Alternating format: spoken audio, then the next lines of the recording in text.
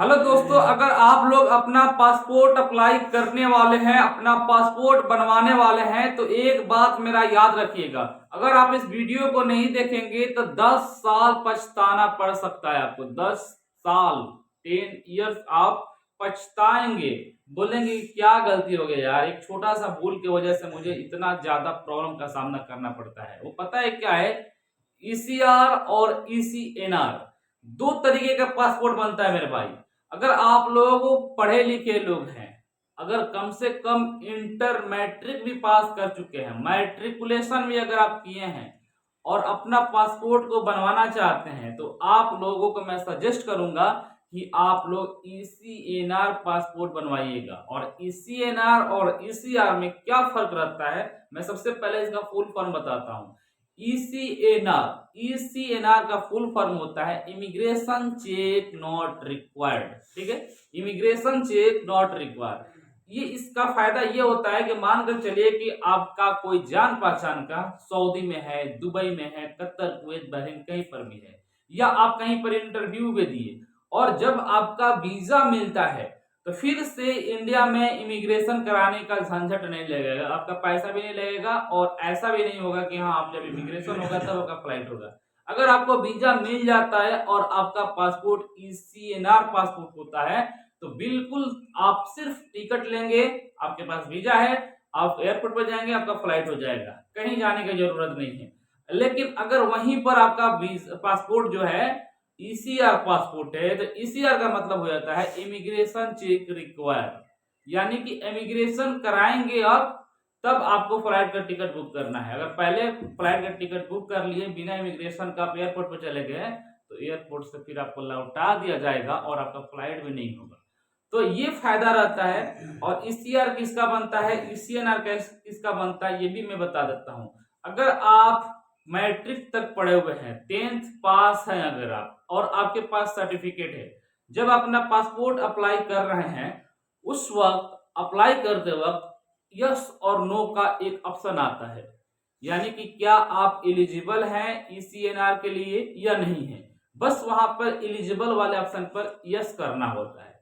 अगर आप यस करते हैं और अपने सर्टिफिकेट पे जो डेट ऑफ बर्थ है, जो डिटेल्स है, उसी हिसाब से अप्लाई करते हैं तो जब आपका पासपोर्ट बन करके आएगा वो पासपोर्ट हो जाएगा ईसीएनआर, यानी कि हमेशा हमेशा के लिए झंझट आपका खत्म हो जाएगा। बहुत बार ऐसा रिक्वायरमेंट आता है जिसमें लिखा रहता है ओनली ईसीएनआर पासपोर्ट, यानी कि जो इसका ईसीआर पासपोर्ट है उसका काम नहीं होगा, जो ईसीएनआर पासपोर्ट होल्डर है उन्हीं लोगों का काम होगा। तो बिल्कुल ऐसा होता है मेरे भाई कि बहुत ऐसे कंपनियां होती है जिसका इमिग्रेशन जल्दी इंडिया में नहीं हो पाता है, वीजा भी आ जाता है, वीजा फेल भी हो जाता है, ठीक है ना। लेकिन अगर आपका ईसीएनआर पासपोर्ट रहेगा तो आप बस टिकट लेंगे, एयरपोर्ट जाएंगे, फ्लाइट हो जाएगा, पहुंच जाएंगे जहां पर जाना है।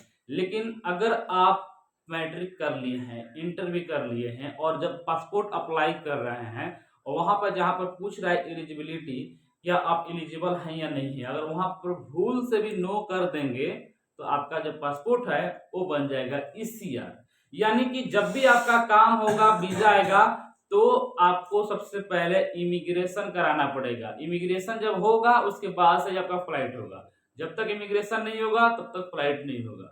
और इमिग्रेशन आपका हुआ है या नहीं हुआ है वीजा आने के बाद, वो भी चीज आप ऑनलाइन चेक कर सकते हैं, उसका भी लिंक मैं वीडियो के डिस्क्रिप्शन में दे दूंगा। बहुत ऐसे लोग होते हैं कि जिनका वीजा आ चुका है और वो लोग अपने एजेंट से पूछ रहे हैं कि भाई हमारा वीजा तो आ गया, टिकट कब आएगा। एजेंट बोलता है भैया आपका पासपोर्ट हम लोग इमिग्रेशन में भेज रहे हैं, इमिग्रेशन हो जाएगा उसके बाद से आपका टिकट बनेगा, अभी तक इमिग्रेशन नहीं हुआ या इमिग्रेशन हो ही नहीं रहा है, किसी किस्म का बात आपको सुनने को मिल रहा होगा। अगर आपका पासपोर्ट इमिग्रेशन में चला गया है तो आप लोग चेक कर सकते हैं कि इमिग्रेशन हुआ या नहीं हुआ, उसका लिंक वीडियो के डिस्क्रिप्शन में है। तो उम्मीद करते हैं मेरे भाई आपको समझ में आ गया होगा। अगर आप लोग पढ़े लिखे हैं तो कोशिश कीजिएगा कि आपका जो पासपोर्ट हो वो ईसीएनआर पासपोर्ट बने।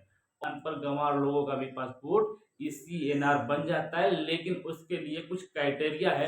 क्राइटेरिया ये है कि अगर आपका पासपोर्ट ईसीआर है, इमिग्रेशन चेक रिक्वायर वाला पासपोर्ट है, और आप गल्फ में कम से कम 3 साल एक्सपेंड कर दिए, 3 साल तक आपने विदेश में रह लिए, एक साल करके या 2 साल फिर 1 साल करके, और जब आपका पासपोर्ट एक्सपायर हो रहा है उस वक्त रिन्यूअल कराने के टाइम में आप एलिजिबल हो जाएंगे कि आपका जो पासपोर्ट है आप ECNR पासपोर्ट बन जाएगा, क्योंकि ये कानून है कि कम से कम जो बंदा 3 साल तक गल्फ में विदेश में काम कर लेगा और जब वो अपना पासपोर्ट को रिन्यूअल करेगा उस वक्त वो अपने पासपोर्ट को ECNR में कन्वर्ट करा सकता है।